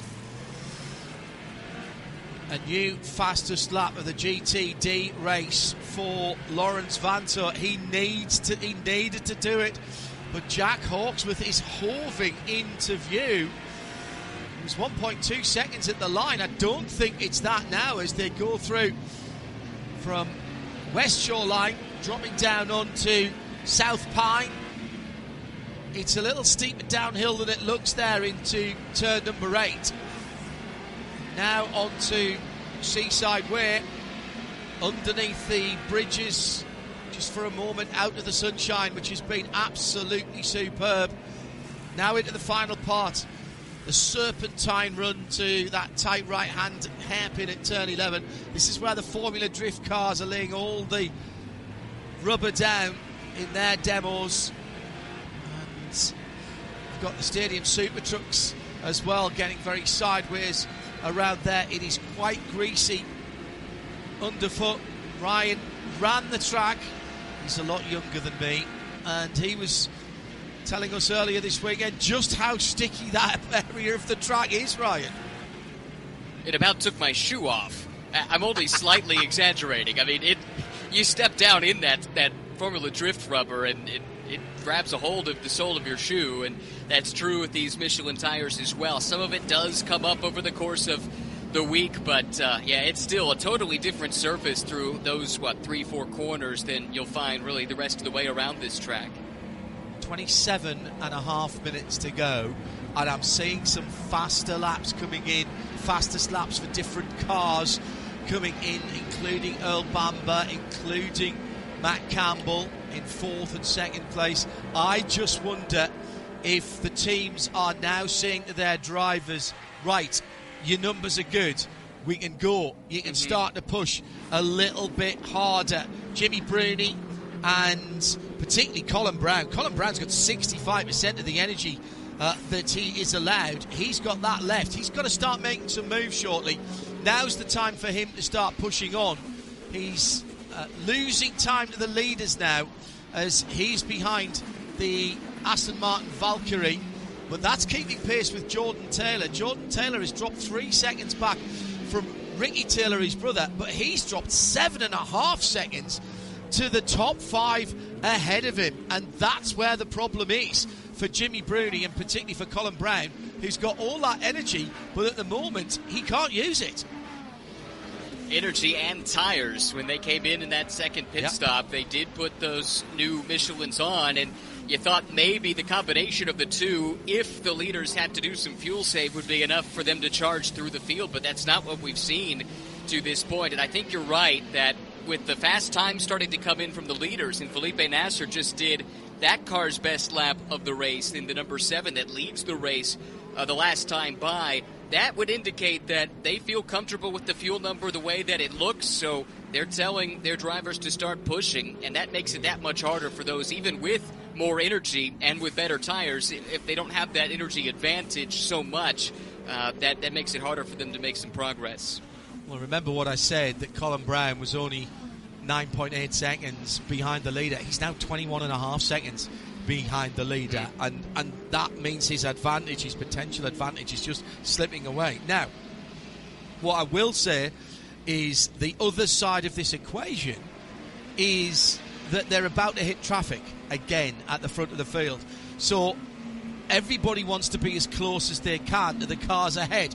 Personal bests again for Felipe Nasser and Matt Campbell in the 7 and 6 Porsche Penske 963s. They're 1.3 seconds apart, and they've got 1.4 seconds on Philip Eng in the 24 BMW. He's got 2.2 on Earl Bamber in the 31 Wayland Cadillac. That's on the red front and the black hind quarters. He's got 3.3 on Marco Wittmann in the BMW number 25. But then the big gap, 9 seconds back to the two Wayne Taylor racing cars, and they're separated by another 3 seconds, actually.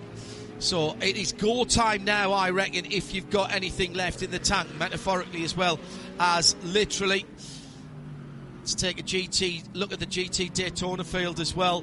1.1 seconds between first and second. Porsche versus Vasser Sullivan Racing Lexus, and 2.5 seconds between the teammates there. 177, 12 and 89 are your top three, with Winward Racing and Philip Ellis cruising along nicely. They're doing all right. Do they want to be on the podium? Of course they do, but they've got a championship to think about as well, and Philip Ellis and Winward Racing are doing the perfect job in fourth at the moment. Then it's Turner Motorsport, the number 96 BMW, another 2 seconds further back, and he's got pressure behind. Tommy Milner, Ken Cook, Elliot Skier, all line astern there, fighting for 5th, 6th, 7th and 8th position. That's your VP Racing in race update, with 23.5 minutes to go. Working lap 56, a second between the two Porsches, and traffic now is having to be negotiated by Felipe Nasser. This is going to be the challenge now. If we stay green, the next 23 minutes and change, it's going to be traffic all the way to the finish. We've seen that cause some issues for some already. We've also seen it give opportunity to others. Who will it break for? That's the question that needs to be answered in the final 23 minutes. 9 major braking points on this short, just under 2-mile circuit. 11 corners, including the slowest corner on the IMSA schedule, which is where number 66 is at the moment. Robert McGuinness in the Gradient Racing Silver Ford Mustang GT3. He's fighting a bit of a rear guard action, as well as Wayne Taylor Racing's Trent Hinman is just 0.3 of a second behind him. The Acura of Renger van der Zande also in traffic at the moment, but everybody is in traffic. The whole field now is spread between turn 8 and effectively the front straight, and it's the 177 of Lawrence Vanthoor, the leader in GTD, who is leading the line of cars as the prototypes are picking their way through. They're up towards the number 57. Philip Ellis will be the next car to be negotiated, to have to be negotiated by the leaders. They're in their own race as well, but Nasser is doing a great job, and he's extended his lead on his teammate. Matt Campbell has done a better job in extending his gap back to third place. Philip Eng is in trouble here because he's got Earl Bamber in his wheel tracks as they're coming through. No, that's not Earl Bamber. That is one of the lap cars, isn't it? That is the Renger van der Zande 93 car trying to get his lap back. So van der Zande still trying to stay in it with 21 minutes to go. He needs to make some forward progress, and then he'll need a safety car to get back on the tail end of the field. Down into the fountain for Felipe Nasser. For the moment, a little bit of respite has gone by. Philip Ellis, Aaron Tielitz next up in the new for this weekend 89 Aaron Tielitz driven Lexus RCF GT. They've got 2 cars. The GTD spec, it's the driver combinations that decides whether they are GTD or GTD Pro when we have all of the classes. So they thought, let's do a little bit of driver shuffling, and we'll put an extra bullet in the Lexus gun. Search through the internet, you'll see the replacement for that car. It's been getting a lot of coverage. Lexus and Toyota leaking images from various tests. The road car on which it will be based also has broken cover in testing. Down the inside at the hairpin, lovely manoeuvre by Tommy Milner, gets a little tap on the left rear for his troubles from Robbie Foley. That's 5th position for the DXDT Corvette, but looks like it's got some damage to the left rear now, Ryan. Yeah, I think you're right. I do think they picked up a little damage in that side-by-side contact down in the hairpin. Milner had been working on that for a couple of laps, trying to set it up, and finally got the move made with just under 20 minutes to go. We're getting another look at it. He was folding alongside at apex, and then they do just brush at corner exit, and it seemed like maybe that left rear fender got in the wheel well, that wide flaring fender of the BMW, and it just ripped some of the bodywork off of the Corvette.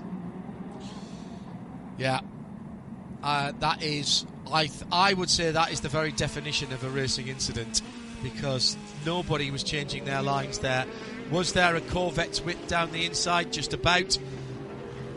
Did Bobby Foley leave room as he's asked to do? Yes. Was there room given on the exit? Yes. As you say, it was the merest brush again. It's done rather more damage than I think Tommy Milner would like. I'm going to put this into your head now, because we have to decide, as we do on every IMSA WeatherTech Sports Car Championship race, on a BDO Nose Strategy Award. And actually, there's been some decent calls in the pit lane. Certainly, I'm looking at AO Racing and their pit stop cycle that pulled them through the field and got them ahead, particularly of what was the Parker Thompson started car. What's caught your eye for BDO Nose Strategy? I think that's a good call in the GTD class. They went a little longer than everyone else, and that seemed to help them get some track position, and Vanthor's been able to hold on to it ever since. I'm not sure if it's necessarily strategy, but certainly the execution of the Penske team during the pit stop. That's what got their two Porsches to the lead after the BMWs had controlled the early part. And maybe where you could tie it into strategy is we saw a couple of other teams not play the strategy right. Penske just did the little things right, and they executed and got to the front when others maybe overthought it or just were caught out by the timing of the yellow and they dropped back. So I'll have to do a little more thinking and see if I can come up with something more creative, or maybe our listeners can help us out. Black and orange flag for Tommy Milner, and must come in. You do not get 3 laps grace. I am going to mention DXGT as well in the GT Daytona category, because their pit stop was flawless, and they gave Tommy some new rubber, and he was making good use of that. Now, not through anything that they've done. They're going to drop back down again, but I think it's worth mentioning those guys getting up towards the sharp end. And I'm also going to mention Whelen Cadillac as well, who used the pit stop cycle to their advantage. Again, as you say, not particularly strategic, because everybody came at the same time. I'm not sure a tape is going to be enough on there. I wonder, I might have put a new rear clip on that as we're looking at the pit stop, the CrowdStrike pit lane report for Tommy Milner. That's the car, of course, that Robert Wickens started. That's not going to be the result that they wanted. Matt Campbell puts in the best lap of the race, a 1:12.872. And that has brought the lead down a little bit, but Philippe Nasser has done a cracking job through the traffic. He's now got clean air again, but the lead that was just on 1.5 seconds, it started about 2.5 seconds, then it went down to about 1.5 seconds just before they hit the back of the traffic. It's back out to 2.5 seconds again. Brilliant stuff by Nasser. And it has been his traffic management, I think, that's been able to create this gap. He's been incisive with his moves. He's been deliberate and also very clear in communicating by the placement of his car with the GTD cars that he's overtaking, what his intentions are. Been able to make it clean and also take advantage of the opportunity to build the gap to his teammate. Quickly, though, going back to the DXDT car, John, not only is that not the result that they wanted, but not the result they deserved. They were quick all weekend long. I wondered when we saw that bodywork loose, given the fact that Race Control had called in one of the Acuras earlier in the race for a similar amount of damage. I did wonder if that was coming, and you hate to see it, because the Wickens and Milner DXDT story has been the story of the weekend in my eyes up to this point. It's consistency, which is what the drivers and the teams ask for in terms of the calls that have been made from Race Control. Any sport, whatever the umpiring or the referee calls are, you just ask for consistency within the game, or in this case within the race, and that is absolutely consistent. So I don't think that anyone can have any issue with that. The issue that they'll have is that they'll feel that wasn't their fault. I don't think it was anybody's fault, to be honest. It was called, the other version of it, the GTP version of it, was called as incidental as well. down to the last 15 minutes. In fact, now down to 14 minutes, Ryan. And at the front of the field, fast lap's been set by Felipe Nasser. His last lap around was a 13.0, fastest lap of the 7 cars race, but a 12.7 was the overall fastest lap of the race. And from Matt Campbell, he's backed that up with a 12.9 and a 12.996. That's a very Porsche time, isn't it? 996.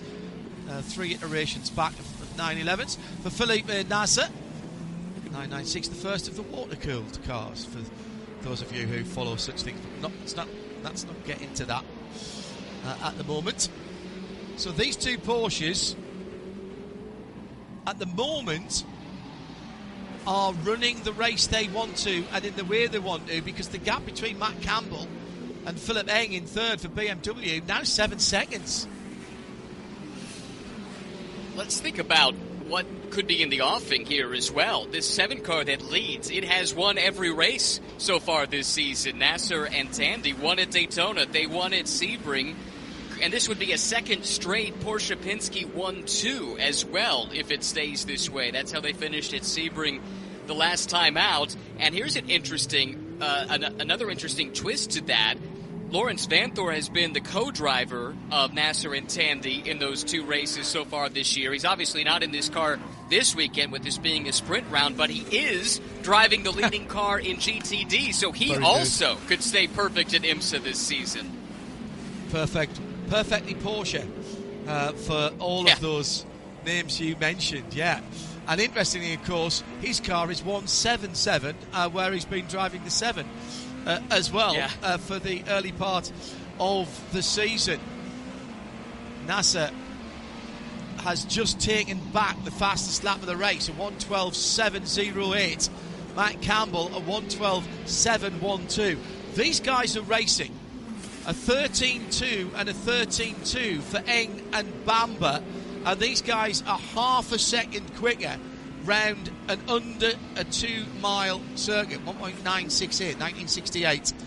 Always easy to remember the exact lap distance here. These guys are racing. They're not door to door, wheel arch to wheel arch, etc. But they are racing. They are trading not tenths, but hundreds and thousandths of a second.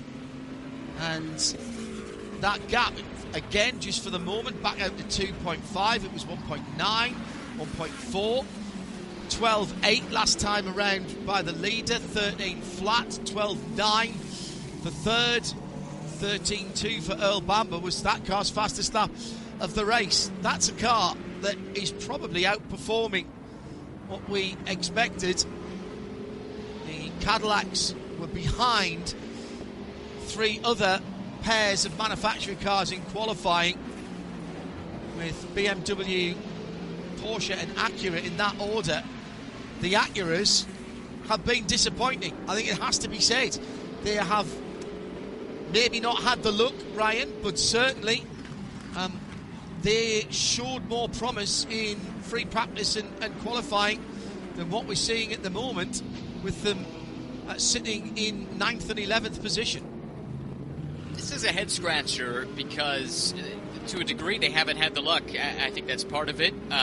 There was the damage that put the 60 on the, or the 93 on the back foot, and then they also didn't get the strategy right in that first round of pit stops. They seemingly split the strategy, but then called the second car in on the subsequent lap, which at the time we didn't understand, and I still haven't quite been able to piece together, except if they were trying to avoid double stacking. So just from start to finish, really, it's not been the race that Meyer-Shank Racing was hoping for, and difficult all the more so because this is the Acura Grand Prix of Long Beach, and they have a lot of folks from Acura and from HRC North America, which is headquartered just down the road, here supporting them and cheering them on. Yeah, what is that little extra bit of pressure just told through the traffic again for Nasser? This time started with just over a 2-second advantage. He's picked his way through the first tranche of GT cars. Under 10 minutes to go. Vanthoor by 2.2 in GTD from Hawksworth and Teelitz. The two Vassar Sullivan RCFs in the right order as far as the GT Daytona Championship is concerned. The 12 car is the full season car. The 89, as we've said, has been added for this race only at the moment. Just looking down through the field to see if anyone else is making moves at the moment. This battle for 5th, 6th and 7th on down, and 8th. Fred Schandorf's joined the party for the Inception Racing Ferrari. Been a quiet race for Inception, but the yellow car now coming on strong with under 10 minutes to go, and there'll be a 4-car scrap for 5th position as they come to turn 9 this time around on their 64th lap in the GT Daytona battle, with Kenton Cook sitting in there in the red, white and black car. Elliott Skier for Wright in the green and yellow. Slight change to the livery of the Wright car. Rather than the solid yellow race stripe over the top, it's a slightly different pattern on that car this weekend. That's the 120 we're talking about here. That little scrap goes across the stripe and heads down to the braking area at turn 1. Leaders coming up to that battle now, actually. So expect to see Philippe Nasser hoving into view as they go through the fountain. I'll tell you what, Schandorf's got some pace there, also leading in the Bronze Cup as well. Schandorf is closing that 3-car battle ahead of him down. He is. The cork of the bottle appears to be Robbie Foley, who is embroiled in that fight that we chronicled earlier with Tommy Milner. Ultimately lost that spot, but got it back when Milner was forced to pit with the mechanical black flag that was issued due to the damage. And now they're all kind of bottled up behind. Every once in a while it looks like Kenton Cook's close enough to go on the attack, but then sometimes he falls back, and this makes for some hair-raising stuff for our overall leader trying to come through this battle. He's stuck right in the middle of it at the moment. Goes round the outside, the right-hand side through turn number 10. The exclamation was as they were coming under the bridge at Seaside. There was 2 GT Daytona cars side by side, being Robbie Foley and Kenton Cook.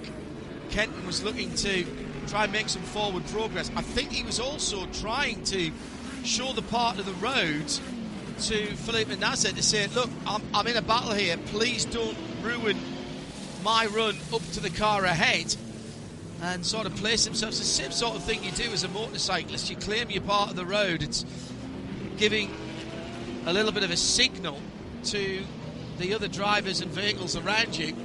It hasn't worked out for him, and he's coming under pressure now from Elliott Skier for that 6th position. The other car on the move at the moment is Philip Ellis. He's just put his fastest lap of the race in, and the cars, and he's now closed within a second of a position on the podium.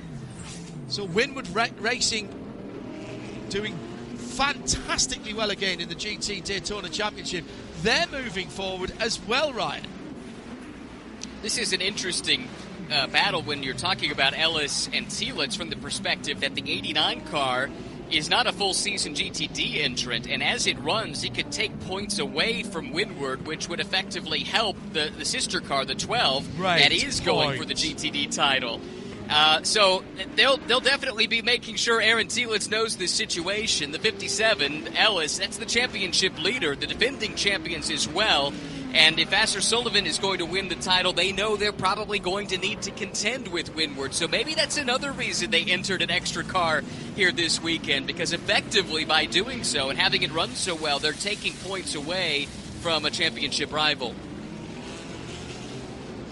Yeah, that is a very good point.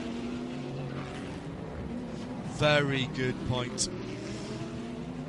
At the front of the field, 2.8 seconds after Nasser has worked his way through traffic, and he's got a wee bit more to come. Side by side, that battle for 6th. The Motul red, white and black court of Mercedes, AMG and Elliott Skier goes to the left, goes to the right, down through turn 8. And more GT traffic, and here comes Fred Schandorf. I said he was nearly there.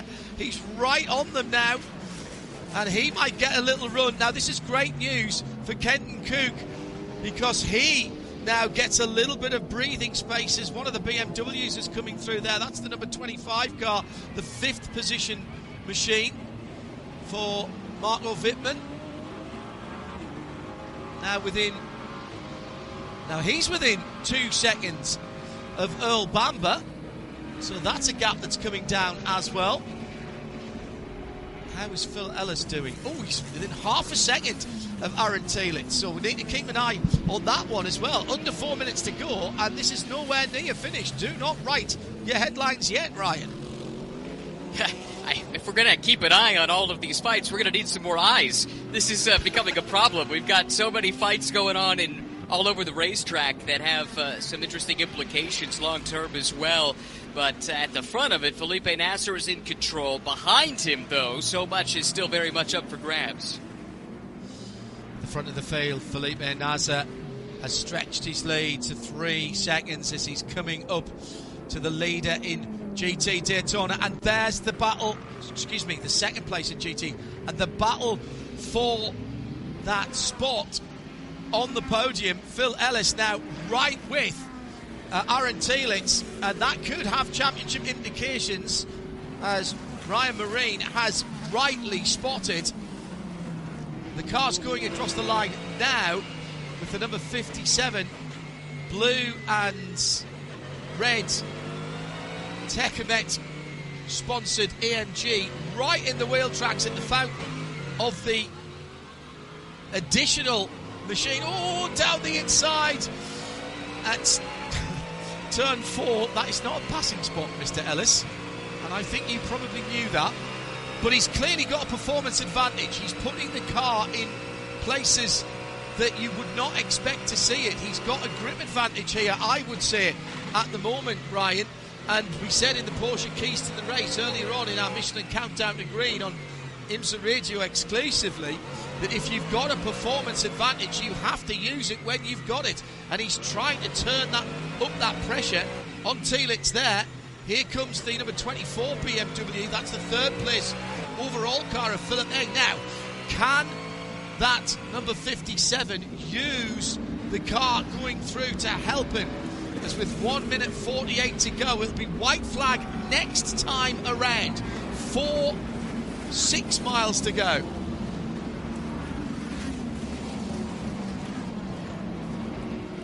Where's that battle for GTD? You're right, I've run out of eyes. Going down into turn 1 at the moment, and they've got more GTD traffic. It might have just calmed down a little bit for the moment as the GT traffic goes through. 3.5 seconds is the gap for Rexy ahead of Jack Hawksworth, who's got 5 seconds, call it 6 seconds, on his teammate, who is still having to defend from Philip Ellis and Winwood Racing. Then Robbie Foley, he's got about a second on Kenton Koch and Elliot Skier and Fred Scharndorf, all in there. And those are the big battles on the racetrack at the moment. Here's something I'm really shocked at, is that Colin Brown has not been able to pass the Aston Martin Valkyrie, the Harter Racing car, despite having more fuel on board and more grip. They are still sitting in 8th, 9th and Jimmy Bruni in 10th. 1 lap to go for Felipe Nasr. How do you characterise this one, Ryan Marie?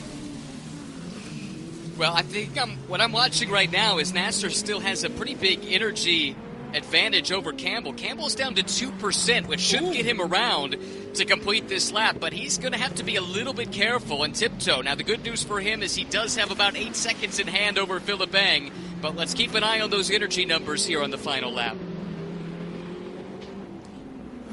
Yeah, good point. Take my eyes off that screen. One of only 9 I've got in front of me here in the Ford Performance Global Broadcast Centre. So coming through the last couple of corners, as far as qualifying is concerned in the IMSA WeatherTech Sports Car Championship, it's been all BMW this season, and they're perfect. But as far as the checkered flag recipients, it's all down to the number 7 squad. 3 for 3 for Porsche Penske Motorsport at the 963. And Tim Cindric smiling at another Porsche Penske perfect performance. Back-to-back 1-2s for the red, white and black cars. And it's a Porsche win as well in GTD, the one-off entry. Will it stay a one-off entry in GTD for AO Racing, and Rexy making the debut in the GTD category for Lawrence Vantor. And let's not forget Johnny Edgar at the start of the race. So Lawrence Vantor has stood on the top step of the podium at every race this year, just happens to be in 2 different classes. Wow, Johnny Edgar taking the plaudits of the team. Young driver who knows EO and TF sport very, very well indeed, and is forging what I think is going to be a long and successful, prosperous career in sports car racing. All right, we'll give you the results in just a moment, and then we've got the Michelin post-race tech show exclusively on the radio once we have finished up on the world feed. Let's get the cars back around. Also, we've got a small matter of the BDO Nose Strategy Awards, and I think we sort of debated it early on, as we've got a problem for the Acura number 60.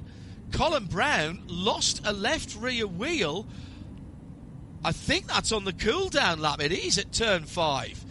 And that is bizarre, because that has been perfect for him for half of the race, pretty much. And then it falls off on the cool-down lap. Well, how odd that is.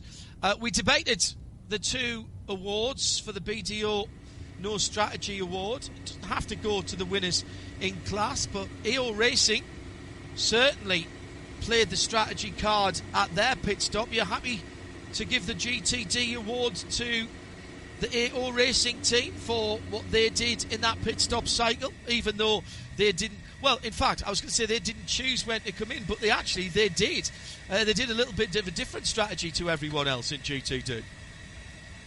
Yeah, I think that's the right call. That was the race winning call ultimately that got them to the front, and then the drivers were fast enough to complete the deal. So I think in GTD that is the strategic call of the race. Yeah, and in the GTP category, well, again, I mean, I think you've got to have a honourable mention to Whelen Cadillac, but I think it has to be the winning Porsche Penske Motorsport. They did nothing wrong, and again, their execution was excellent. So that is the winner in GTP. Unofficial results, subject to post-race technical inspection. Nick Tandy and Felipe Nasser win again for Porsche in the number 7 squad. They're perfect on the season. And the second place guys, once again, their teammates, second time in a row that they've been the bridesmaid. BMW, once again, have failed to capitalise on a front row lockout, and great qualifying pace. They end up in 3rd. Cadillac, in the shape of Whelen, in 4th. The top 6 made up by the second BMW in 5th, and the best of the Wayne Taylor racing cars in 6th place. In GTD, your top 3, EO Racing from the 2 Vassar Sullivan cars. Mighty try by Phil Ellis and Winward Racing to get on the podium at the end, but ultimately they are held off by the additional car brought in by Vassar Sullivan. Championship implications in terms of taking points from the championship leaders there, as Ryan Marine pointed out. Wow, what an incredible race that we have had here. One of the shorter races in the calendar, but plenty to talk about, and we'll unpick it all in Michelin Post-Race Tech, which comes up next on RS2 IMSA Radio. Thank you to our team trackside in Concord and back in London, particularly those on the replays. We always like to thank the tape apes. They've done a great job. Aaron was the voice of sanity in our ears, and it was Rob in London who got our audio in the world of responsible adult, put it all together. Ryan Marine was alongside me, John Hindhoff in the Ford Performance Global Broadcast Centre. Next up, we're staying on this side of the country, and it's Laguna Seca, WeatherTech Raceway. Again, a very different style of racetrack. Make sure you tune in for that once again here on IMSA Radio and IMSA TV. Stay tuned for the Michelin Post-Race Tech. I'm John Hindhoff. See you soon. Thanks very much to IMSA Radio, and we hope that we've been able to bring you some exciting action here tonight as the 50th Grand Prix of Long Beach will continue with the IndyCar Grand Prix tomorrow. Josh Turner will be taking you through the action alongside Omi and Tom Cans as well. But that's it from IMSA and our coverage here today for round 3 of the season. I'd like to thank everybody for joining us here in the comms box. It's been an absolute pleasure. Have a great rest of your night. Join us because there's a lot of action to go tomorrow. And also, if you continue wanting to watch some American racing, the Xfinity Series for NASCAR is currently live. You'll be automatically redirected if you want to go over after there. We'll see you then. Next time out. Bye-bye.